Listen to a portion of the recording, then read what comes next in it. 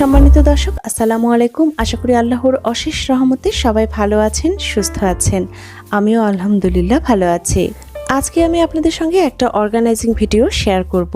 এই ছোট্ট আলমারিতে আমার প্রয়োজনীয় অনেক জিনিস একসঙ্গেই গুছিয়ে রাখি, আর এমনভাবে গুছিয়ে রাখি যে প্রয়োজনের সময় প্রয়োজনীয় জিনিসগুলো খুব সহজেই খুঁজে পাই, সেই সাথে তাড়াহুড়ো করে বের করতে গিয়ে কোনো জিনিস এলোমেলোও হয় না। বেশ কিছু গুরুত্বপূর্ণ টিপস এবং আইডিয়া শেয়ার করব, আশা করি সেগুলো আপনাদের উপকারে আসবে। আজকে আলমারি থেকে সব জিনিস বের করেছি। কিছু কাপড় রোদে দিয়েছিলাম, আর শীতের সময় যে কাপড়গুলো বের করেছিলাম সেগুলো ধুয়ে শুকিয়ে নিয়েছি। তো গোছানোর আগে আলমারিটা একটু মুছে নিচ্ছি। প্রথমে শাড়ি গুছিয়ে রাখছি। শাড়ি হ্যাঙ্গারে ঝুলিয়ে রাখি, কারণ এতে শাড়ির ভাঁজ নষ্ট হয় না, সেই সাথে বাড়তি ভাঁজও পড়ে না। আর যেই শাড়িগুলো বেশি কাজ করা আছে, একটু ভারী, সেই শাড়িগুলো কর্নারের দিকে রাখছি, কারণ এটা বোর্ডের আলমারি। আর মাঝখানে পাতলা শাড়িগুলো রেখে দেব। এটা রাজশাহী সিল্ক শাড়ি, তো অনেক পাতলা, এজন্য একটা হ্যাঙ্গারে দুটো শাড়ি আমি রেখে দিলাম, মাঝখানে রেখেছি। তারপর এই কর্নারটাতেও আমি ভারী শাড়িগুলো কর্নারের দিকেই রেখে দিচ্ছি, মাঝখানে পাতলা শাড়িগুলো রেখে দিচ্ছি। সবগুলো শাড়ি রোদে দিয়েছিলাম, রোদ থেকে তুলে কিছুক্ষণ ঠান্ডা জায়গায় রেখেছি। তারপর আগের ভাঁজ ভেঙে পুনরায় নতুন করে ভাঁজ করে রেখে দিচ্ছি। গোল্ডেন কালারের এই শাড়িটা এবারের জন্মদিনে হাজবেন্ডের কাছ থেকে গিফট পেয়েছি। শাড়িটাতে অনেক কাজ করা আছে, তারপরেও ওয়েট অনেক কম, কারণ এটার সিল্ক শাড়ি, তাই মাঝখানেই রেখে দিচ্ছি। লেমন কালারের এই শাড়িটা, এটা মসলিন শাড়ি। মসলিন আমাদের বাঙালির খুব গর্বের একটা জায়গা, আমাদের ঐতিহ্যপূর্ণ শাড়ি। তো প্রথম দিকে বা আগে যে শাড়িগুলো তৈরি হতো সেটা তো অনেক পাতলা ছিল, একটা আংটির ভিতর দিয়ে পুরো শাড়ি পার হয়ে যেত। তো অনেক দিন সেই শাড়ি উৎপাদন বন্ধ ছিল। তারপর গবেষকরা আবার সে আগের মসলিন শাড়ি ফিরিয়ে আনার চেষ্টা করছেন, তারা অনেকটাই সফল হয়েছেন। তো গবেষণার একেবারে শুরুর দিকে যখন বাজারে মসলিন শাড়ি আসা শুরু করেছে, সেই সময়ে আড়ং থেকে আমি এই শাড়িটা কিনেছিলাম প্রায় 13 বছর আগে। তো এই শাড়িটা আমার খুব ফেভারিট একটা শাড়ি। শাড়িটাতে অনেক কাজ করা আছে, তারপরে ওয়েট অনেক কম। আর এই শাড়িটা সবগুলো শাড়ির মাঝখানে রেখে দিই সব সময়।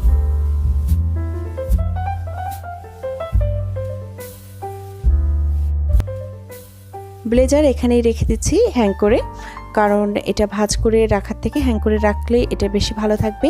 আর একটা নেটের ওড়না, এটাও এখানেই রেখে দিলাম। শাড়ির সঙ্গে সরাসরি ন্যাপথলিন রাখতে হয় না। আর আমি একটা পাতলা সাদা কাপড়ে কয়েকটা ন্যাপথলিন পুটলি বেঁধে এরকম করে সবসময় বেঁধে রাখি, আর তাতেই খুব ভালো কাজ হয়। শাড়ি হ্যাঙ্গারে ঝুলিয়ে রাখলে বেশ কিছুদিন পার হওয়ার পর খুব সূক্ষ্ম ধুলার স্তর শাড়ির উপর দিয়ে পড়ে। তো সেটার হাত থেকে রক্ষা করার জন্য আমি খুব ছোট্ট একটা কাজ করি, সেটা হচ্ছে একটা A4 সাইজের সাদা কাগজ লম্বালম্বি এভাবে ভাঁজ করে নিই, তারপর সেটা শাড়ির উপর দিয়ে দিই। আপনার কাছে যদি বড় কাগজ থাকে তাহলে পুরোটা কাভার করে দিতে পারেন, কিন্তু আমি শুরু থেকে এভাবেই দিয়ে আসছি, কারণ পুরোটা ঢাকার আসলে প্রয়োজন হয় না, কারণ ধুলো যা পড়ার সেটা উপরের দিকেই পড়ে। আরেকটা কাজ করতে পারেন, শাড়ি উল্টো করে ভাঁজ করে রেখে দিতে পারেন, তাতেও শাড়ি ভালো থাকে। তো আমি মাঝে মাঝে উল্টো করে ভাঁজ করে রেখে দিই। আসলে আমি কিছুদিন পর পরই শাড়ির ভাঁজ চেঞ্জ করি, কখনো সিধা করে রাখি, কখনো উল্টো করে রাখি। কাজ করা জর্জেট শাড়ি আমি খুব একটা পরি না, আমার যা ছিল সবই আমি আলমারি থেকে সরিয়ে ফেলেছি, শুধু এই দুটো রেখেছি, কারণ এই দুটোর সঙ্গে আমার বিশেষ স্মৃতি জড়িয়ে আছে। তো দুটো শাড়ি একখানে ভাঁজ করে আমি একটা কাগজের বক্সে করে এক জায়গায় রেখে দিলাম। এটা একটা শু বক্স, যেটাকে আমি কাগজ দিয়ে কাভার করে নিয়েছি, তারপর ব্লাউজগুলো গুছিয়ে রেখেছি। এভাবে গুছিয়ে রাখার ফলে খুব সহজেই শাড়ির সঙ্গে ম্যাচিং ব্লাউজ খুঁজে পাওয়া যায়। এভাবে গুছিয়ে রাখার ফলে প্রয়োজনের সময় তাড়াহুড়ো করে একটা বের করতে গিয়ে আর একটা এলোমেলো হয় না, আবার ব্যবহার শেষে পুনরায় গুছিয়ে রাখাটাও খুব সহজ হয়। কয়েকটা কালারের পেটিকোট হলেই আমাদের প্রয়োজন মিটে যায়। গুছিয়ে একটা অর্গানাইজারে রেখে দিলে আলমারির খুব অল্প জায়গায় নেবে।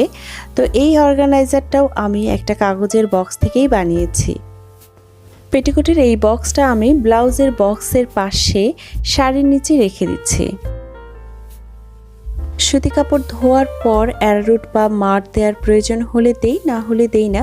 তবে যাই করি না কেন, শুকানোর পরপরই কখনো ইস্ত্রি করি না। প্রথমে আমি হাত দিয়ে প্রেস করে করে কাপড়টা টান টান করে গুছিয়ে রেখে দিই, আর ব্যবহার করার আগে বের করে ইস্ত্রি করি। তাতে করে খুব সহজে মাত্র 1 থেকে 2 মিনিটের মধ্যেই ইস্ত্রিটা হয়ে যায়। ছোট্ট এই কাজটার ফলে আমাদের সময়, শ্রম এবং অর্থের অপচয় সামান্য হলেও কমানো যায়। অনেক দিনের জন্য সুতি কাপড় তুলে রাখতে চাইলে সেই ক্ষেত্রে মাড় না দেওয়াই ভালো। তবে জামার ক্ষেত্রে এই ঘটনাটা আসলে খুব একটা ঘটে না। জামা খুব বেশি দিনের জন্য তুলে রাখা খুব কমই হয়। এই ঘটনাটা সাধারণত শাড়ির ক্ষেত্রে বেশি ঘটে। এখন আমি আলমারির মাঝের তাক গোছাচ্ছি। এই তাকে আমি আমার সালোয়ার কামিজ এবং সেই রিলেটেড কিছু জিনিস রেখে দিই। শুরুতেই রেখে দিচ্ছি যেই ড্রেসগুলো বা 3 পিসগুলো অকেশনালি ব্যবহার করি এগুলো একটু পেছনের দিকে রেখে দিচ্ছি। আর সামনের দিকটাতে রেখে দিচ্ছি 1 পিস কুর্তিগুলো।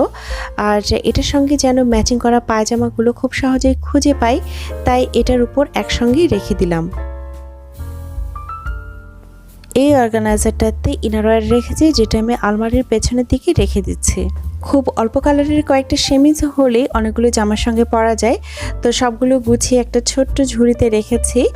ওড়নাগুলো একটা কাগজের ব্যাগে রেখেছি। কাগজের ব্যাগ হলেও এটা বেশ শক্ত আর চওড়া টাইপের। তো ওড়নাগুলো 2 পাশে রেখেছি, আর 2 হাত দিয়ে সরালে আমি ওড়নার নিচ থেকে উপর পর্যন্ত দেখতে পারি।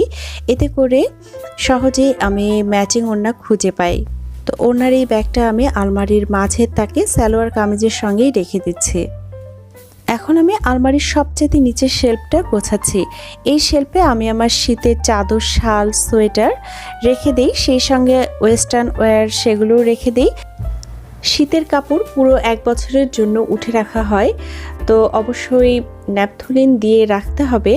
আর বাসায় যদি ছোট বাচ্চা থাকে তাহলে অবশ্যই হাইড করে রাখতে হবে, কারণ বাচ্চারা অনেক সময় এটাকে চকলেট মনে করে মুখে দিয়ে ফেলে। এখন আমি আমার ওয়েস্টার্ন ওয়্যারগুলো গুছিয়ে রাখছি। এ ধরনের কাপড় আমি খুব কম পরি, শুধু যখন কোথাও ঘুরতে যাই তখন ব্যবহার করি। তো এগুলো আমি শীতের কাপড়ের পাশে আলমারির পেছনের দিকে রেখে দিচ্ছি। আপনারা দেখে নিশ্চয়ই বুঝতে পারছেন এগুলো সেলাইয়ের জিনিসপত্র। তো সেলাইয়ের কাজ করা, সুই সুতার কাজ করা, এটা আমার খুবই প্রিয় একটা কাজ, আমার শখের কাজ। তো আমি আমার নিজের ড্রেস নিজেই সেলাই করে পরি। আগে সেখানে সুই সুতারও কাজ করতাম, হাতের কাজ করতাম, কিন্তু ইদানিং সময়ের অভাবে একেবারে করা হয় না। আর যারা সেলাই করেন তারা জানেন যে সেলাই করতে গেলে অনেক ধরনের টুকটাক জিনিস থাকে, যেগুলো অর্গানাইজ করে রাখা সত্যিই খুবই টাফ। তারপরও আমি একেবারেই জিরো কস্টে ফেলনা জিনিস দিয়ে অর্গানাইজ করে রেখেছি। তো এখানে রেখেছি সুই, তারপর বোতাম, হুক, আবার মেজারমেন্ট টেপ, এগুলো। তো এগুলো রেখেছি একটা গুড নাইটের বক্সের মধ্যে। পাশে আর একটা গুড নাইটের বক্স আছে যেটার মধ্যে লেস আছে, আর এটার মধ্যে আমার মেয়ের ব্যবহার করা একটা জামা থেকে এই ফুলগুলো খুলে রেখেছি। হয়তো পরবর্তী কোনো জামাতে আবার নতুন করে বসিয়ে দেব। এই সবগুলো জিনিস আমি একটা কাগজের বক্সের মধ্যে রেখেছি, যে কাগজের বক্সটাকে আমি আড়ংয়ের বেঁচে যাওয়া একটা গিফট পেপার দিয়ে কভার করেছি। এই বক্সটাকে আমি আলমারির নিচের তাকে একেবারে সামনের দিকে রেখে দিচ্ছি। আর পাশেই আমি রাখছি একটা কাগজের ব্যাগ, যেই ব্যাগটার ভেতরে আছে আমার যেই কাপড়গুলো সেলাই করতে হবে বা সেলাই করব সামনে সেগুলো। এর মধ্যে কিছু লেস আছে, আবার আমার গিফটের শাড়ির ব্লাউজের কাপড়টা আছে, একটা 3 পিস আছে। আর এগুলোর পাশে যে ফাঁকা জায়গাটুকু আছে সেখানে আমি আমার কিছু সুতি এবং জর্জেট শাড়ি রেখে দিচ্ছি, যেই শাড়িগুলো আমি মাঝে মাঝে বাসায় পরি। এখানে একসাথে অনেক জিনিস গুছিয়ে রাখলেও কখনোই খুব বেশি এলোমেলো হবে না, কারণ প্রয়োজন এবং ব্যবহারের ধরন অনুযায়ী জিনিসপত্র আলাদা আলাদা করে আঁকপিছ করে গুছিয়ে রাখা আছে। সবগুলো হিজাব গুছিয়ে আমি একটা ট্রান্সপারেন্ট ব্যাগে রেখেছি। তো এখন দেখাচ্ছি কিভাবে হিজাব গুছিয়েছি।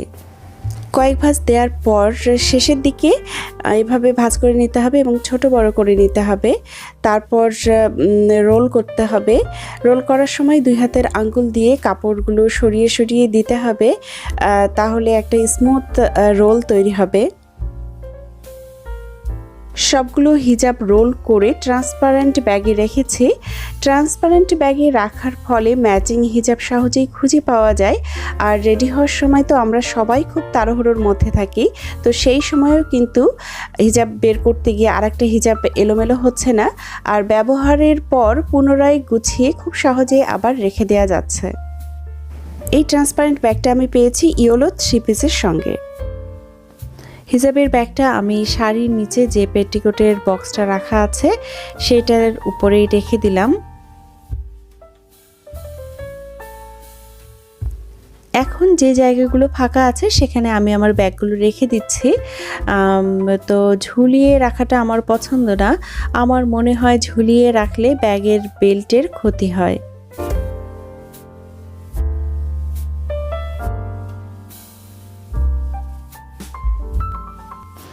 এই ব্যাগটা সবচাইতে বেশি ব্যবহার করি, তাই এটাকে সামনের দিকে এখানেই রেখে দিলাম। এক এক করে কিন্তু এখানে অনেক জিনিস রাখা হয়ে গেছে, তারপরেও কিন্তু খুঁজে পেতে সমস্যা হবে না, আবার এলোমেলোও হবে না। শাড়িগুলো একটু সরালেই কিন্তু আমি উপর থেকেই দেখতে পাচ্ছি কোথায় কি রাখা আছে। গোছানো আলমারি এমনিতেই খুব ভালো লাগে, তারপরেও যদি খোলার পরপরই খুব সুন্দর একটা সুবাস পাওয়া যায় তাহলে ভালো লাগার মাত্রা বেড়ে যায় কয়েক গুণ। ব্যবহার করা খালি পারফিউম বা বডি স্প্রের কৌটা মুখ খুলে আলমারির ভেতরে রেখে দিলে পুরো আলমারি জুড়ে খুব সুন্দর একটা সুবাস ছড়িয়ে পড়ে। আর প্রয়োজনের সময় যখন আলমারি খোলা হয় তখন সেই সুবাসের স্নিগ্ধতায় মনটা ভরে যায়। আমি আমার আলমারিটা সবসময় এভাবেই গুছিয়ে রাখার চেষ্টা করি। এভাবে গুছিয়ে রাখার ফলে অনেকগুলো সুবিধা পাওয়া যায়। প্রয়োজনের সময় প্রয়োজনীয় জিনিসটা সহজেই খুঁজে পাওয়া যায়। তারপর ম্যাচিং জিনিস খুঁজে পেতে গিয়ে সময়ের অপচয় হয় না। আর ওই যে বললাম, রেডি হওয়ার সময় আমরা সবাই খুব তাড়াহুড়োর মধ্যে থাকি, তো সেই তাড়াহুড়ো করতে গিয়ে একটা বের করতে গিয়ে আর একটা এলোমেলো হয়ে যায় না। সবচেয়ে বড় যে সুবিধা সেটা হচ্ছে মানসিক শান্তি। আর একটা সুন্দরভাবে গোছানো জিনিস কিন্তু সহজে এলোমেলো হয় না। যদি একটু এলোমেলো হয়েও যায় সেটা খুব তাড়াতাড়ি আবার গুছিয়ে নিতে ইচ্ছা করে। ভিডিও ভালো লাগলে লাইক দিতে ভুলবেন না, আর প্লিজ আমার চ্যানেলটি সাবস্ক্রাইব করবেন। আজ এই পর্যন্তই। আসসালামু আলাইকুম।